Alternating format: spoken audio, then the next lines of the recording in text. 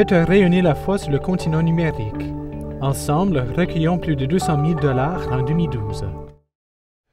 Ce soir, jeudi 2 août, sur Perspective, nouvelle constitution en Somalie et célébration pour le Saint-Frère André Bessette.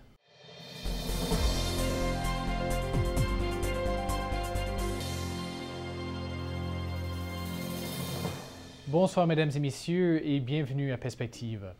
Depuis hier, la Somalie a une nouvelle constitution.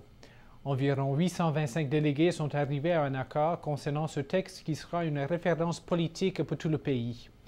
Cette nouvelle constitution prévoit l'instauration d'une république fédérale basée sur des lois compatibles avec la charia, le pluralisme politique et la présence des femmes dans toutes les institutions nationales. Dans une entrevue avec Radio Vatican, Monseigneur Giorgio Bertin, évêque de Djibouti, a qualifié la création de cette nouvelle constitution comme un pas de l'avant. Bien que cette constitution demeure ambiguë sur la liberté et surtout sur la liberté religieuse, il demeure toutefois que la constitution représente une victoire sur le chaos politique qui a perduré les 20 dernières années. Cette constitution ouvre la voie aux éventuelles élections démocratiques. En Terre Sainte, des travaux de restauration viennent de commencer à Nazareth dans une grotte à l'intérieur de la basilique de l'Annonciation. Ces travaux font partie d'un vaste projet coordonné par l'Université de Florence et par des archéologues franciscains afin de mieux conserver la basilique et de l'améliorer l'accès pour tous les visiteurs. Cette grotte, qui est la plus ancienne de la basilique, suscite l'intérêt des experts qui s'intéressent aux nombreuses inscriptions qui se trouvent à l'intérieur. Les travaux débutés récemment portent sur une fresque datant du 4e ou 5e siècle. Les inscriptions dans cette grotte remontent au 4e siècle, ce qui montre qu'elle a très tôt été considérée par les chrétiens comme un objet de dévotion.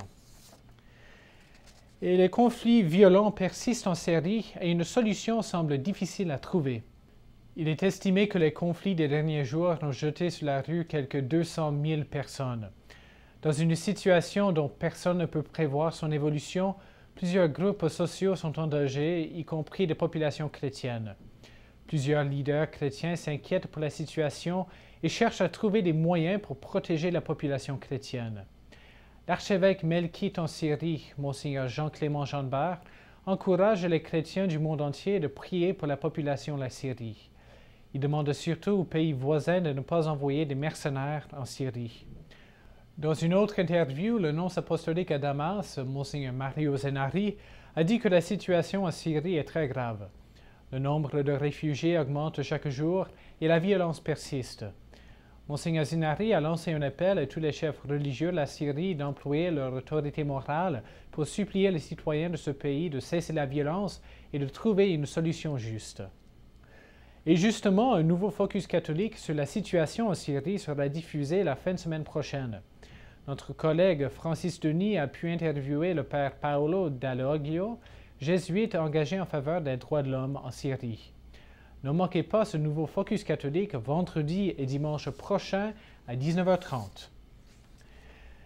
Hier, au cours de l'après-midi, nous avons eu à Celle-Lumière une visite toute spéciale.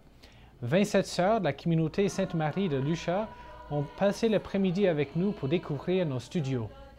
Parmi leurs ministères au Canada, les sœurs dirigent des garderies à Toronto et à Regina.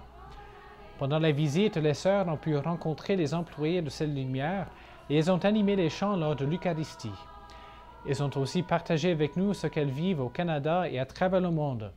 Cela fut une belle rencontre pour toutes et tous.